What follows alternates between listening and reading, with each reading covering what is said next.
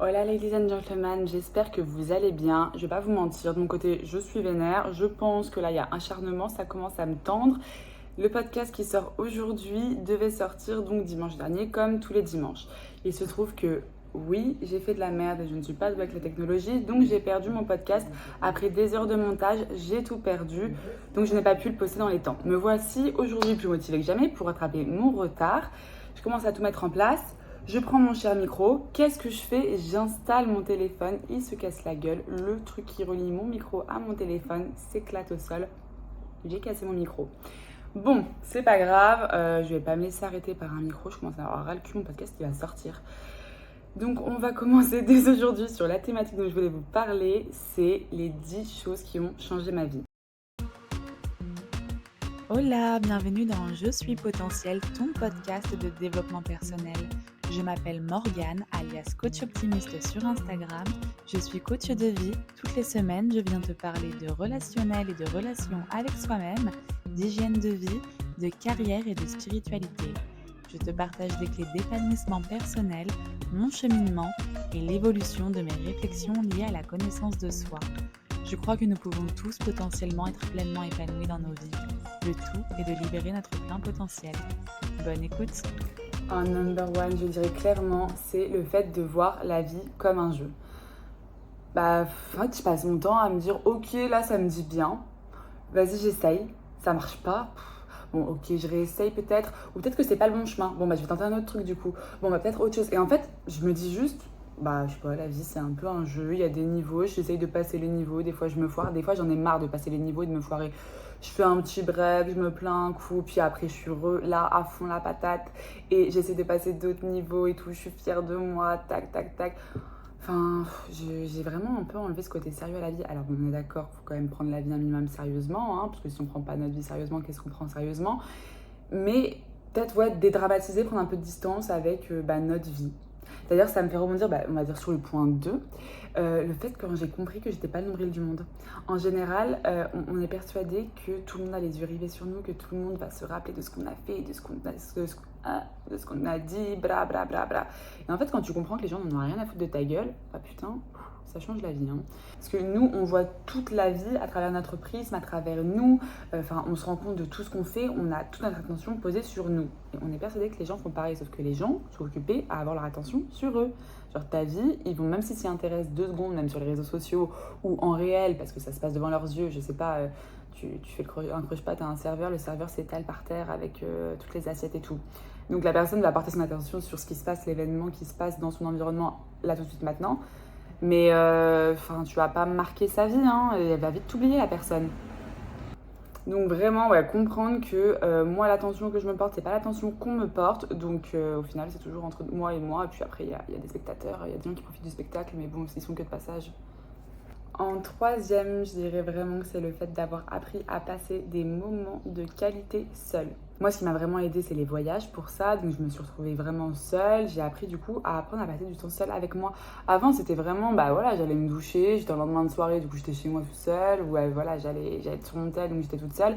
Mais là, des moments de qualité, le fait d'aller boire un verre, d'aller au restaurant, d'aller se balader, de lire dans un parc, de prendre le soleil, de faire du shopping, de passer un bon moment, comme en fait tu fais avec les gens que t'aimes, mais avec toi. Moi, t'es quand même une personne qui mérite de l'attention et des moments de qualité. Et pour ça, t'as pas besoin d'attendre de les partager avec telle ou telle personne. Enfin, parfois, c'est même plus intéressant de les faire seul. Vraiment, à tester. Je vous encourage à le faire en tout cas. Le 4e point qui a changé ma vie, c'est apprendre à choisir ce qui rentre dans ma vie. Alors, oui, d'accord, on ne peut pas contrôler ce qui se passe dans notre environnement, mais par contre, tu décides de l'accueillir ou de le rejeter. Moi, c'est pas compliqué. Dans mon environnement, il y a de la toxicité à gogo. Qu'est-ce que je fais? Les barrières. Les barrières, pas le choix pour survivre. Alors, du coup, je choisis quand est-ce que j'ai décidé et que j'ai l'énergie pour y contribuer, pour essayer d'aider, mettre la main à la pâte. Mais là, si je suis dans une journée, dans un moment de ma vie où j'ai pas l'énergie pour, j'ai pas envie, je mets mes limites. C'est-à-dire qu'on va venir me parler de ça, je vais dire non, non, non, non, non. Non, je ne veux pas entendre parler de ce sujet. Tu ne me parles pas si c'est pour me parler de ça. Je pose mes limites. C'est mort. Moi, je ne veux pas cette information. Je ne veux pas l'influence de cette chose dans ma vie qui, moi, me tire vers le bas, me nique mon mood. Là, c'est pas le moment. Je suis pas d'accord. Je ne veux pas qu'on m'impose des choses. Je refuse. Bah ça, moi, c'est comme ça que je me suis énormément protégée, moi et mon énergie positive. Parce que des gens, pour venir te casser ton mood, te ramener des problèmes, il y en aura toujours. Donc en fait, faut se montrer plus ou moins disponible selon ta capacité et ton envie. La 5e chose, c'est le fait d'accepter d'être et de ne pas être. C'est-à-dire que tu te définis sûrement d'une certaine manière et peut-être que tu as ce truc, enfin moi c'est ce que j'avais, de culpabiliser quand tu n'es pas de cette manière dont tu te définis. Exemple, coach optimiste, je suis une personne optimiste, je me définis optimiste, c'est une de mes qualités. Mais c'est pas pour autant que je suis tout le temps optimiste.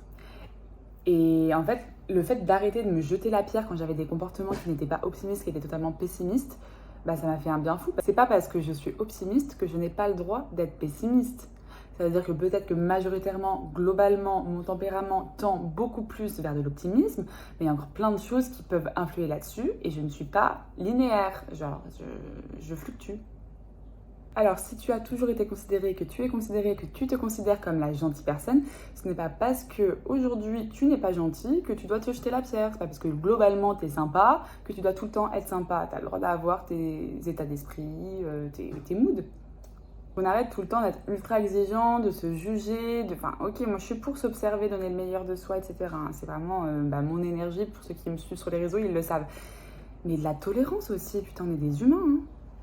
En 6e, c'est le fait de ne plus me peser, j'en ai déjà parlé. Alors ça, bon, moi c'est en lien avec les choses qui m'ont cassé les couilles dans mon enfance. Je parle vraiment mal. Je sais pas s'il y a des filtres qui font que si tu parles mal, les gens vont pas écouter mon podcast.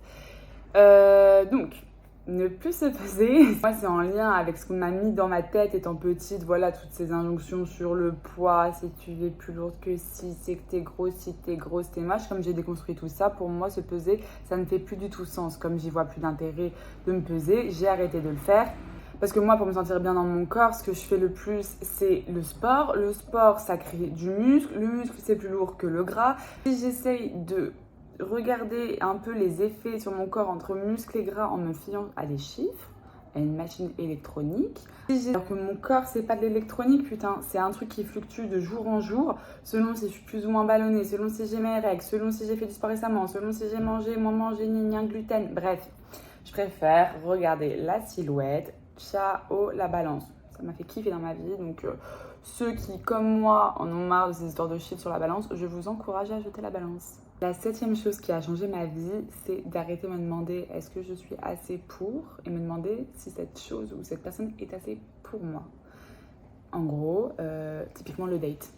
Le date, souvent, j'entends mon entourage qui va dire ouais putain, j'espère que je vais être assez jolie, voilà, assez intéressante, assez rigolote, assez en confiance, voilà, assez. Et moi j'espère surtout que lui, il va être assez, qu'il va pas me faire perdre mon temps. Parce que moi, au fond, je le sais que je suis assez, c'est juste qu'à ce moment-là, t'as peur de pas pouvoir le montrer lors du date, peut-être à cause du stress, etc. Mais toi, tu le sais qu'en fait, en soi, t'es jolie, t'es rigolote, etc. Mais la personne, on ne sait pas à qui on a affaire. Est-ce que cette personne, elle est assez? Pareil, l'entretien d'embauche, venir avec une attitude de « Ouh là là, il faut qu'ils voient un peu toutes mes qualités et tout. J'espère qu'ils vont se dire que je suis assez compétente pour ce poste. » Oui, d'accord, bon, ok, c'est bien, t'es là pour te vendre, on est d'accord. Mais t'es là aussi pour acheter d'un autre côté. Tu vas quand même... Toi, tu vas vendre ton temps, donc tu vas leur donner ton temps. Donc si tu leur donnes ton temps, tu as besoin de donner ton temps, ton énergie à une entreprise qui te ressemble, voilà, qui a good vibes pour toi et qui va te faire du bien, pas qui va te déprimer avec des gens qui sont cons. Donc, demande-toi aussi en entretien d'embauche, est-ce que cette entreprise, elle est assez bien pour moi? Pour là, toutes les qualités que j'ai à offrir, toutes les compétences que j'ai, est-ce que cette entreprise, elle est assez bien pour moi?